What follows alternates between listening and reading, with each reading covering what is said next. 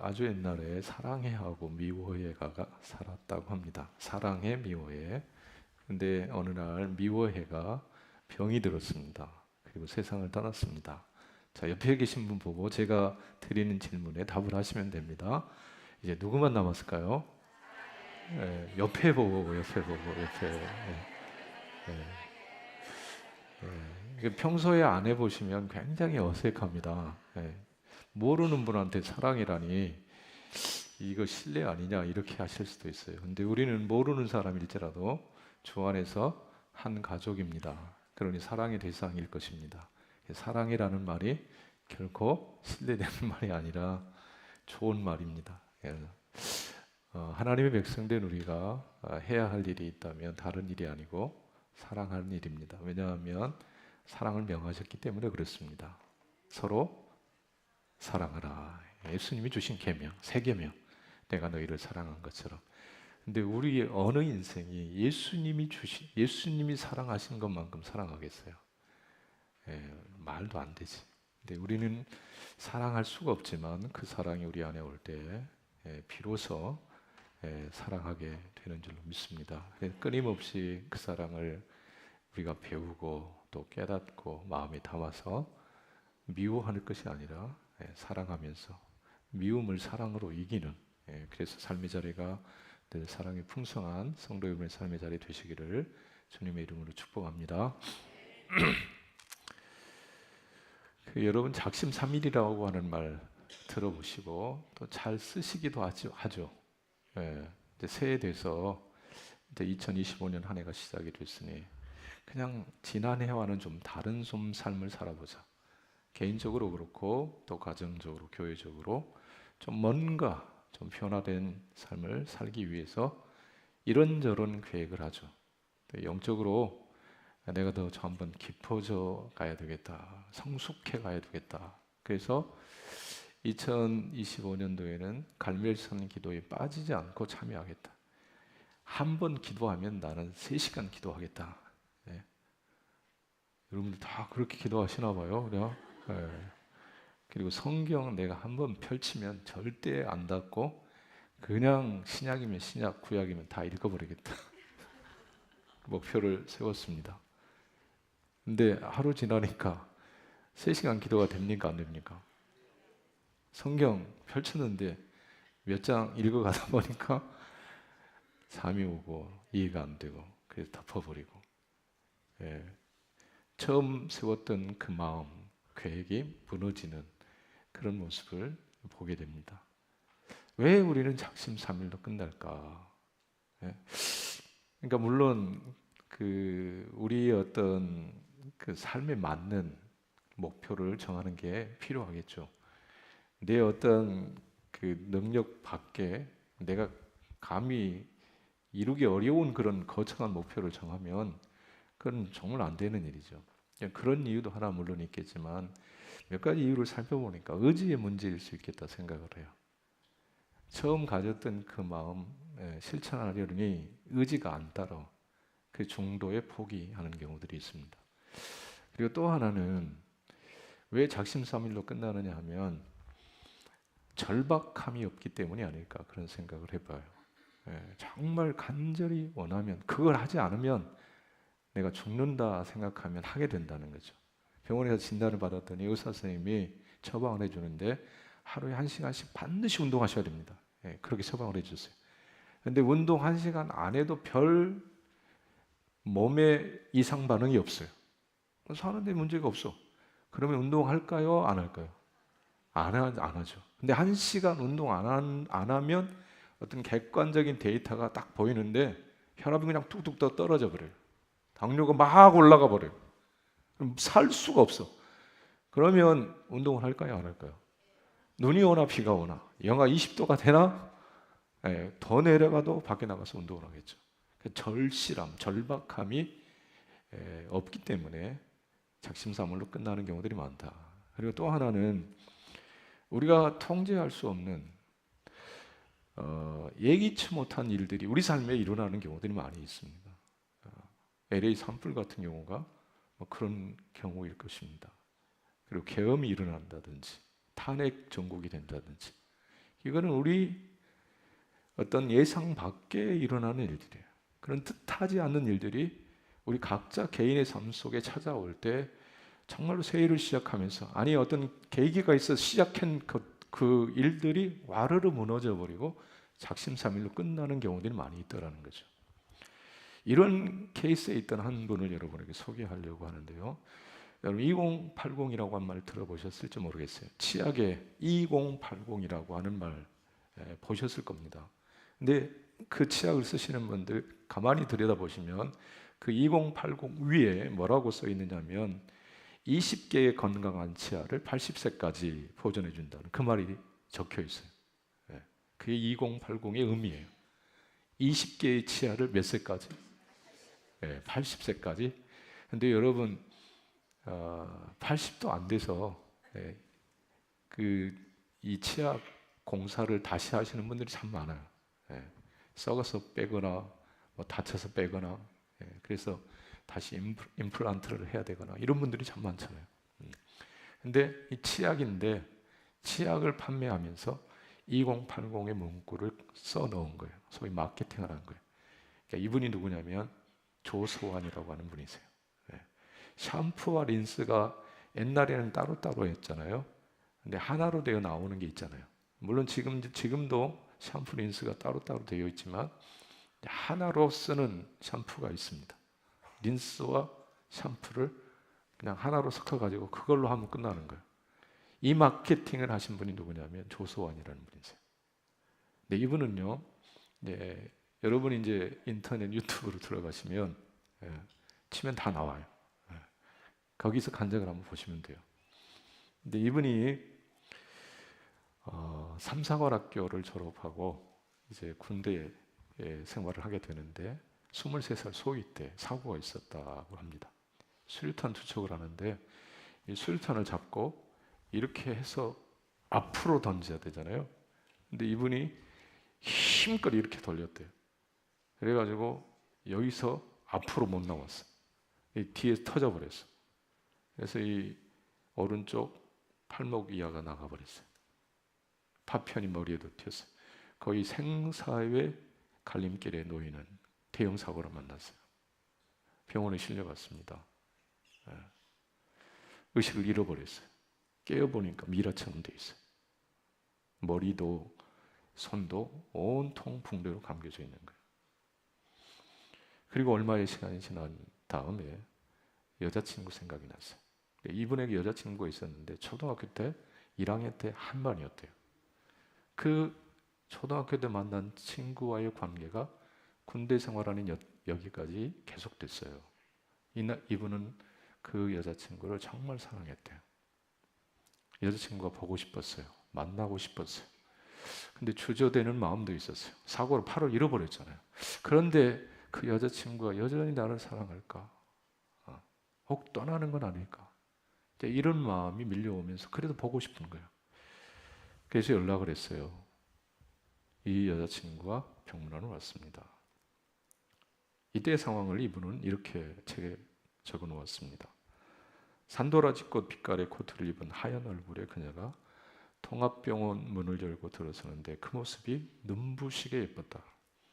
그렇게 예쁜 그녀가 내 모습을 보자 아무 말 못하고 그냥 우두커니 서 있는데 가슴이 메워졌다. 나는 속으로 간절히 아직도 나를 사랑하는지 묻고 싶었다. 그것도 정말 급히 묻고 싶었다. 하지만 자존심 때문에 입이 떨어지지 않았다.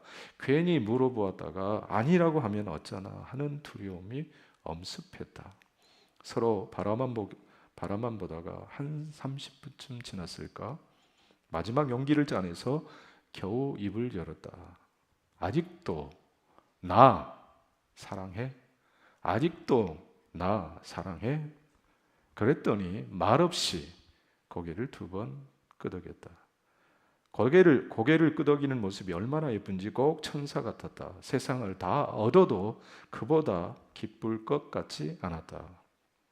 하지만 가슴이 터질 것처럼 기뻤던 것도 잠시 정신을 차리고 나니 이건 너무 이기적이다. 오른손잡이가 왼손 하나만 가지고 이 예쁜 사람을 행복하고 유복하게 해줄 수 없을 텐데 진짜 사랑한다면 이제 그만 이 예쁜 사람을 보내줘야 한다는 생각이 들었다. 나는 그 자리에서 나 당신 사랑할 수 없으니 얼굴 봤으면 이걸로 정리하고 끝내자고 거짓말을 했다. 그러자 그 사람은 눈시울이 빨개지면서 울먹이는 목소리로 차분하게 이야기를 했다. 여러분, 이 여자친구는 남자친구에게 미라처럼 붕대를 칭칭 감고 팔 하나는 잃어버린 이 남자친구에게 뭐라고 답을 했을까요? 정리하자고 그랬어요. 끝내자고 했어요. 이 남자친구의 요구에 뭐라고 답을 했을까요? 그 답은 잠시 후에 말씀을 드리겠습니다. 네.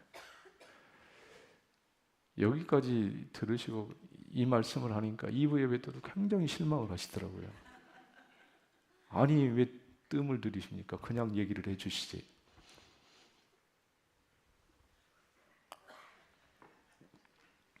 전략입니다. 네.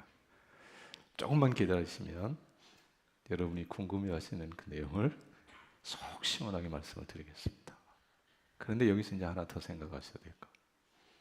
이 조소환이라고 하는 분, 마케팅 분야의 귀재라, 그런 수식어가 붙는 사람이 됐어요. 근데 사고 당시는 무명의 한 사람, 군인이에요. 그냥. 근데 팔을 잃어버렸어요. 한 팔을 잃어버린다. 이거는 엄청난 사고입니다. 대형 사고입니다. 대형 사고. 두 손을 가지고도 살아가기 힘든 세상에서 오른손잡이에 오른손을 잃어버려도 삶의 많은 것을 어쩌면 거의 전부를 잃어버린 것과도 마찬가지입니다. 그런데 이분은 이 엄청난 사고 앞에 무너지지 않았어요. 손을 다친 사고가 천하이복이 됐어요. 손을 다치기 전의 삶과 비교한다면 더 아름답고 풍성한 삶이 됐어요. 어떻게 이런 일이 가능할까요? 그 이유도 잠시 후에 말씀을 드리겠습니다. 오늘 본문으로 돌아와서 여러분이 호기심을 가지셔야 졸음이 떠납니다. 끝까지 집중할 수 있습니다. 그래서 하나님이 주신 지혜로 이렇게 설교를 하는 것을 양해해 주시길 바랍니다.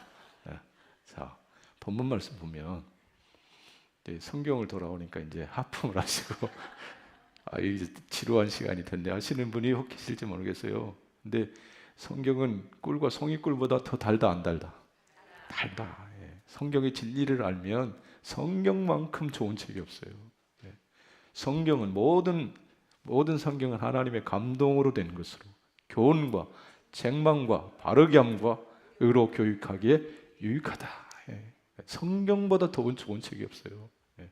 성경 말씀을 하는 거예요 지금. 자, 성경 말씀은 하나님의 말씀이에요. 피가 되고 살이 되는 말씀입니다. 자, 말씀해 보니까 예수님이 오늘 본문의 배경이 뭐냐면요, 예수님이 공생애를 지내시면서 많은 이사와 기적을 행하세요. 인간이 할 수 없는 일을 행하시는 분. 그렇게 행하시는 이유는 예수님이 하나님이시라는 것을, 그러니까 신성을 드러내실 때가 있어요. 그때는 왜 그러시는 거 아니 하나님이심을 그렇게 드러내시는 거예요. 본문의 배경이 뭐냐면 오병이에요. 보리떡 5개, 물고기 2마리.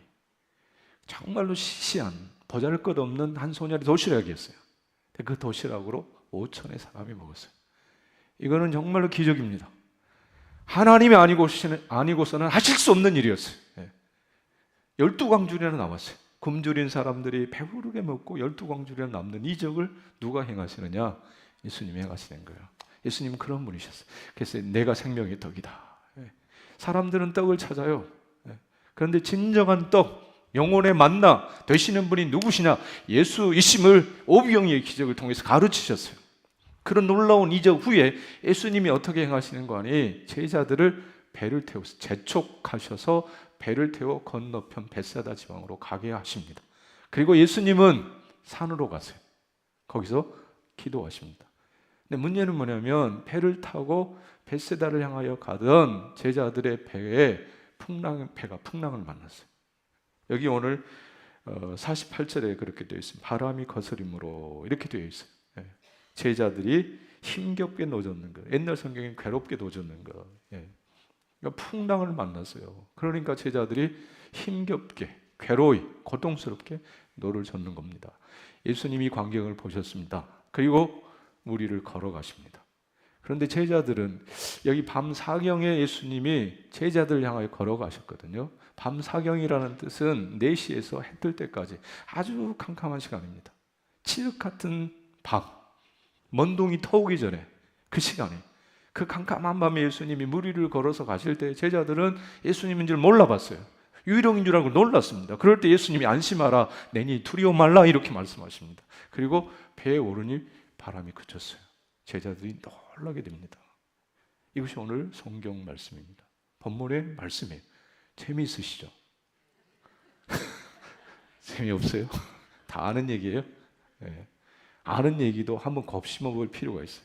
자, 그런데 여기서 이 본문 속에서 지금요, 제자들이 그냥 서둘러서 배 타고 간 게 아니고요, 예수님이 배를 태워서 재촉해서 건너편 쪽으로 가게 하셨어요. 그런데 뭘 만났어요?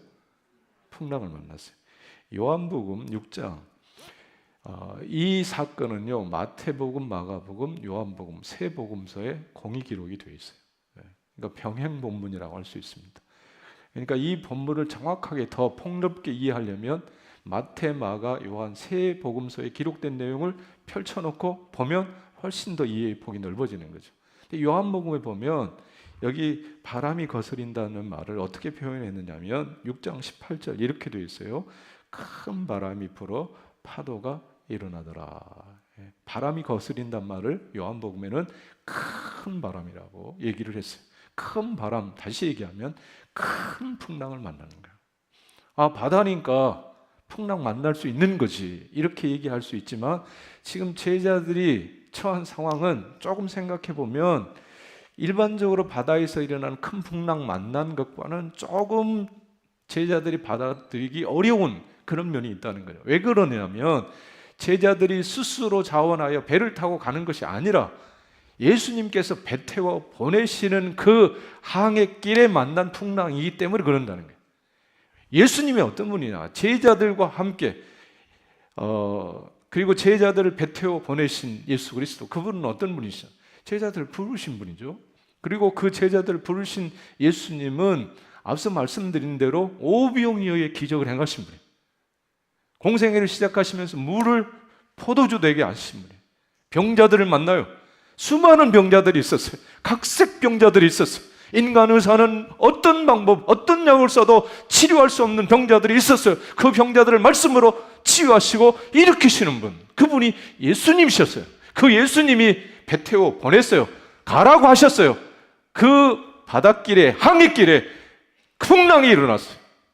그럴 때 일어나는 마음, 예수님이 풍랑이 일어나는 줄 모르셨을까? 여러분 아셨을까요? 모르셨을까요? 보통의 사람이라면, 평범한 인간이라면 언제 풍랑이 일어날지, 요즘같이 일기예보가 발달된 그런 시대도 아니니까 전혀 예측하기 어려웠을 거예요. 몰랐을 거예요. 그러나 적어도 하늘과 땅과 우주 만물을 지으신 창조주 되시는 그분은 바다에 풍랑이 일어나는 걸 모르실 리 없어요. 풍랑을 주장하시는 분, 그분이 예수 그리스도이십니다. 그러하다면 제자들의 입장에서 왜 풍랑이를, 바다를 재촉하여 보내시는가, 이런 생각을 하게 될 수 있다는 것이죠. 이 말씀을 오늘 우리의 삶에 적용을 해보면 예수님이 여러분을 부르셨어요. 선택하셨어요. 그리고 여러분을 배 태워 벳세다로 가게 하세요. 여러분이 지금 항해의 길에 있어요. 배 타고 가는 거예요. 그런데 풍랑을 만났어요. 그 벳세다로 가는 길이 어디냐? 여러분의 가정이에요. 이 예배의 자리예요. 그리고 섬김의 자리, 사명의 자리예요. 오늘 2025년부터 찬양대 새로 하신 분 계세요? 네. 웃으시는구나. 네. 자, 풍랑 만나셨나요? 안 만나셨나요? 아직은 안 만났어요. 제가 2부 예배 때도 물어보니까 아직은 안 만났다고 그러시더라고요. 근데 앞으로 풍랑 만날 확률이 있어요, 없어요? 있어요. 예. 작은 풍랑은 괜찮아. 예. 넘어갈 수 있어. 근데 큰 바람이 불어와요. 큰 풍랑이 찾아와요. 여러분 부름받고 믿음의 길을 예수님과 함께 걸어갈 때 풍랑 만납니까? 안 만납니까? 지금까지 걸어오면서 풍랑 만나셨나요? 안 만나셨나요? 만났어요. 그럴 때 여러분 마음속에 어떤 생각이 일어나세요? 예수님을 내가 과연 계속 믿어야 되나? 신뢰를 해야 되나? 이런 마음이 일어날 수 있고요. 지금 백길이잖아요. 바다 위잖아요. 노를 저어요. 노를 저어. 항해하는 사람들, 그때 당시는 엔진으로 가는 것이 아니니까 노를 저어 가는 거니까 노를 저어야 돼요. 근데 노 젓는데 어마어마한 풍랑이 오니까 사실 노 저어봐야 소용이 없어요. 물결 치는 대로, 바람 부는 대로 이리저리 흔들려 버려요. 그러니까 노 던져버리는 거죠. 그런데 오늘 제자들은 노를 던지지 않고 노를 붙잡고 있어요. 계속 노를 저어요. 괴로이 노를 힘겹게 노 젓는 것을 보셨다. 힘겹지만 너무너무 어려워요. 그렇지만 노를 던지지 않아요. 풍랑 앞에 낙심하지 않아요. 포기하지 않아요. 계속 노를 저어요. 우리 중에도 보면 풍랑을 만나서 노를 던져버리고 항해를 포기해버리는 사람들, 주저앉아버리는 사람들 많거든요. 근데 오늘 제자들은 노를 던지지 않았어요. 항해를 멈추지 않았어요. 계속 노를 저었습니다. 이렇게 할 수 있었던 이유가 뭐냐? 그건 제자들에게 이 비결이 이유가 있는 것이 아니라 예수님에게 있더라는 거죠. 예수님의 능력이, 예수님의 사랑이 풍랑 가운데 제자들을 붙들 때 노를 접고 항해를 계속할 수 없는 제자들이 그 풍랑 속에도 노를 붙잡고 계속 노를 젓는 역사가 있게 됐다라는 것입니다. 근거가 뭐냐? 오늘 아까도 제가 말씀드렸지만 46절 한번 보실래요? 46절 같이 보겠습니다. 무리를 작별하신 후에 기도하러 산으로 가시니라. 예수님의 생애는 기도하실 필요가 없지만 늘 기도하시는 생애였어요. 마가복음에 보면 새벽 미명에 예수님은 기도하러 가셨다 그랬어요. 습관을 따라 기도하신 분, 기도를 멈추지 않고 땀이 변하여 피방울 되기까지 기도하신 그 주님은 기도를 멈추지 않았어요. 십자가 위에 손과 발에 대못이 박히고 온몸이 걸레처럼 찢겼습니다. 머리에 가시관까지 씌워져 있습니다. 그 처절한 지옥의 고통을 경험하시면서도 주님은 기도하는 것을 포기하지 않았어요. 기도를 멈추지 않았어요.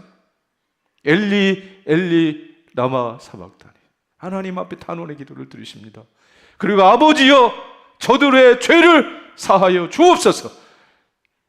자신을 찌르고 욕하고 침뱉는 죄인들을 향하여 사죄의 은총을 기원하며 기도하신 분 예수님이세요.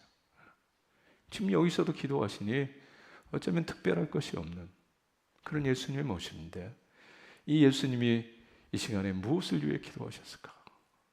제자들을 재촉하여 배 태워 보내시고 그 제자들이 지금 풍랑을 만났는데 예수님이 무엇을 기도하셨을까? 48절, 본문 48절 한번 보실래요? 바람이 거스름으로 제자들이 힘겹게 노젓는 것을 보시고 밤 사경쯤에 바다 위로 걸어서 그들에게 오사 지나가려 하시며, 여기서 그 요한복음에 보면 10여리쯤 배가 갔다고 표현이 되어 있어요. 여기서 열이라고 하는 이 단위는요, 이 1열이가 0.5kg, 12열이면 한 5kg 정도. 뭇에서 지금 한 5kg 정도 회가 나아간 거예요. 5kg 정도밖에 못 갔어. 근데 예수님이 산으로 가셔서 기도하시는데 뭘 보셨느냐 하면 제자들을 보시는 거예요. 예수님의 눈에 뭐가 들어오는 거 하니 바람으로, 큰 풍랑으로 괴로이 힘겹게 노젓는 제자들의 모습을 보셨다. 여기서 보셨다는 것은요, 예수님이 보셨다는 것은 그냥 육지에서 어휴 저 녀석도 고생하네, 풍랑 때문에 힘들겠네, 이게 아니라는 거예요. 보신다는 말은 저들의 아픔을 공감하시고 도우시고 붙드신다는 의미가 있어요. 여러분, 부모의 눈에 자녀들이 어려움이나 공경에 처한 상황을 보게 될 때가 있어요. 부모의 눈에 자녀의 어려움이 보일 때가 있어요.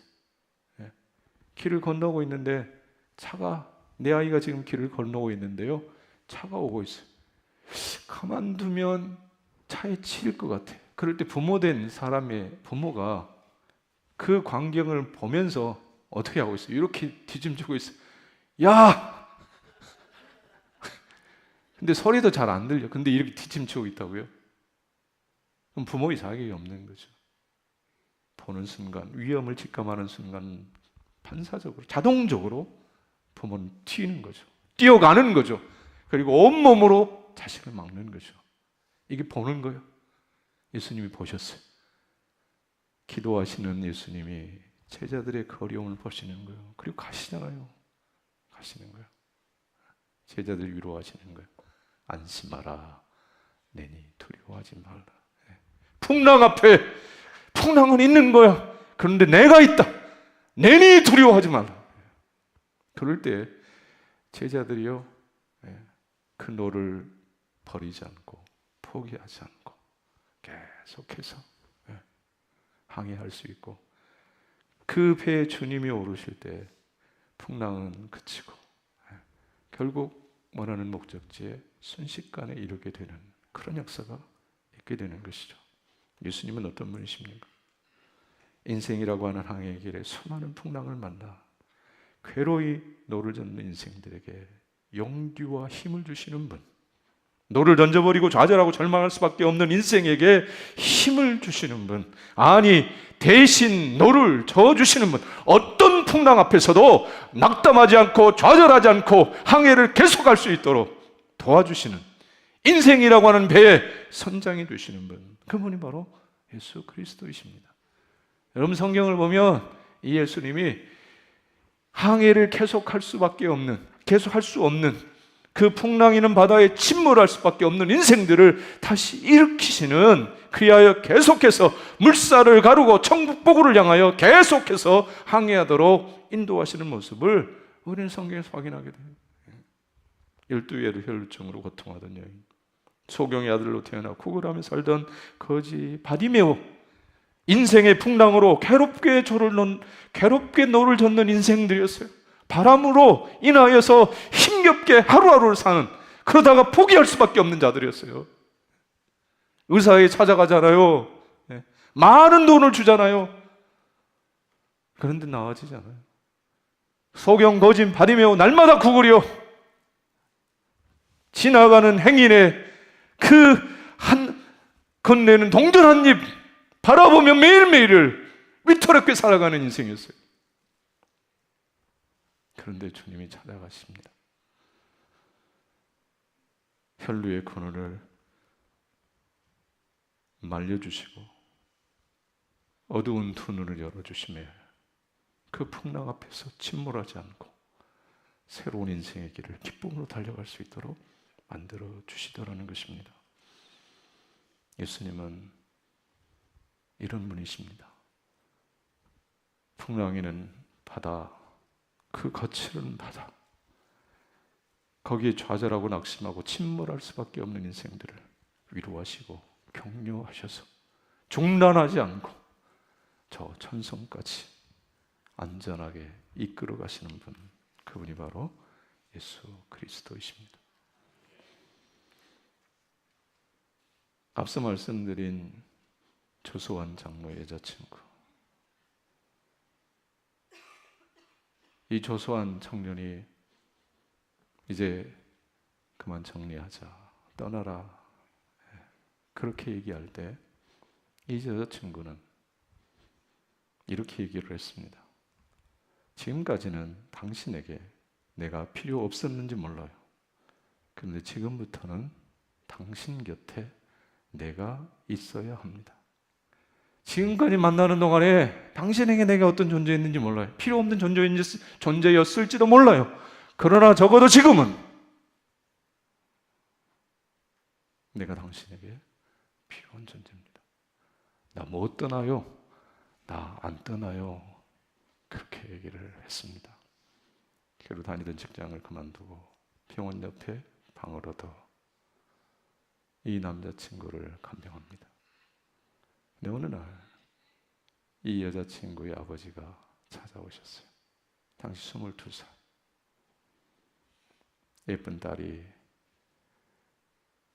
앞길을 알 수 없는 이 청년 곁에 있는 것을 그대로 내버려 둘 수가 없었어요. 아버지가 찾아와 이 딸의 손을 잡고 밖으로 데려갔습니다. 설득을 하려 한 것이죠. 그럴 때 이 딸은, 이 여자친구는 아버지에게 이렇게 얘기를 했습니다. 아버지, 좋은 일은 아니지만 만일 엄마하고 아버지하고 행복하게 잘 지내시다가 아버지가 어쩌다 손을 다치셨다면 아버지는 엄마가 어떻게 하면 좋겠어요? 엄마가 아버지를 버리고 떠난다면 아버지는 어떠시겠어요? 나는 그 사람 전부를 사랑했지 오른손을 사랑한 것은 아니에요. 그 사람은 정신이 건강한 사람이에요. 게다가 손 하나는 있잖아요. 그 사람은 반드시 일어날 사람이에요. 아버지 설득이 통하지 않았어요. 어쩌면 이 딸의 말에 아버지가 설득이 될 만한 상황인데 아버지는 뜻을 굽히지 않았습니다. 그리고 최후 통첩을 하셨어요. 내 딸을 할지 나가서 그 녀석 아내가 될지 둘 중 하나를 선택해라. 굉장히 쉽지 않은 선택의 기로에 놓이게 됐습니다. 여러분 어떻게 하실래요? 남자친구를 선택하실랍니까? 아버지를 선택하실랍니까? 예? 남자친구요? 아버지를 버리라고요? 이분은 남자친구를 선택했습니다. 그렇다고 해서 아버지를 버린 건 아니죠. 남자친구를 사랑했어요. 정말 사랑했어요.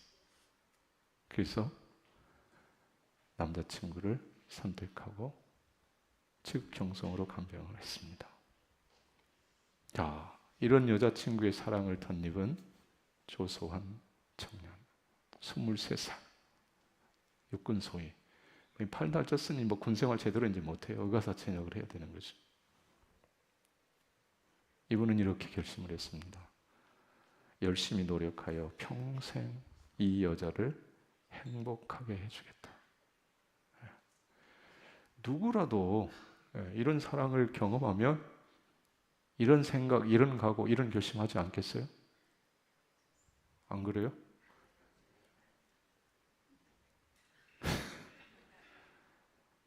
우리는 하나님의 사랑을 잘 모르니까 그래요. 예수님의 십자가를 잘 모르니까 교회 나오는 게 힘들어. 예배드리는 1시간이 힘들어. 이런저런 풍랑 만나는 게 너무 괴로워요. 근데 이 조소한 청년에게 그 여자친구의 사랑은 어마어마한 힘이 된 거야. 어마어마한 힘. 팔 하나 잃었어요. 장애인이 됐어요. 근데 괜찮아요. 상관 없는 일이 됐어요. 다시 일어나는 힘이 됐어요. 조소환이라고 하는 청년은 어마어마한 풍랑을 만난 거예요. 노를 저을 수가 없어요. 노를 던져버려야 돼요. 그런데 한 손으로 노를 젓는, 풍랑 앞에 주눅들지 않고 좌절하지 않고 낙담하지 않고 거센 풍랑을 향하여 도전하는 그런 사람이 됐어요. 어떻게 해요? 여자친구의 사랑 때문에요? 아니요. 예수의 사랑 때문에. 여자친구의 사랑인 줄 알았어요. 근데 지내놓고 보니 여자친구의 사랑이 아니었어요. 하나님의 사랑이었어요. 예수님의 사랑이었어요. 그 사랑을 덧입으니 팔 하나 잘려나갔지만 거칠은 풍랑이 엄습해왔지만 기쁨으로 항해의 길을 다시 나설 수 있게 됐어요. 그리고 마케팅의 귀재라는 얘기를 듣고 정말로 하나님의 거룩한 영광을 드러내는 존귀한 인생의 길을 걸어가게 되더라는 것입니다. 사랑하는 성도 여러분, 새날 2025년이 시작됐습니다. 새로운 항해의 여정이 시작된 것입니다. 이 항해의 길에 이런저런 목표와 계획을 세웁니다. 그런데 우리는 풍랑을 만나요. 작은 풍랑이 아닌 큰 풍랑을 만나요. 꼬꾸라져요. 그럴 때 기억하시길 바랍니다. 주님이 여러분을 보고 계신다는 사실을, 주님이 여러분을 위하여 기도하신다는 사실을, 기도하고 보신다는 사실은 여러분이 타고 가는 인생이라는 그 배에 주님이 오신다는 뜻입니다. 주님이 함께 하신다는 뜻입니다. 결코 침몰하지 않도록 붙드신다는 사실입니다. 폭풍우를 뚫고 지나가게 하실 것입니다. 승리하게 하실 것입니다. 그 주님을 바라보셔야 돼요. 선장 되신 주님을 의지하셔야 돼요. 안심하라 내니 두려워하지 말라 이르시는 그 주님의 음성에 귀 기울이셔야 됩니다. 그리고 우리가 해야 할 일이 있어요. 제자들이 노를 젓는 것처럼 오늘 우리가 저어야 될 도가 있어요. 그 노는 다른 도가 아닙니다. 기도의 노를 저으시는 거예요. 기도의 노를 젓고 사랑의 노를 저어야 돼요. 기도해 보아야 무슨 소용이 있느냐고. 이 풍랑이 일어났는데, 이 광풍이 일어났는데, 인생이란 배가 흔들리는데, 아니요, 그러니 더 기도하는 것이죠. 기도의 노를 붙드는 거죠.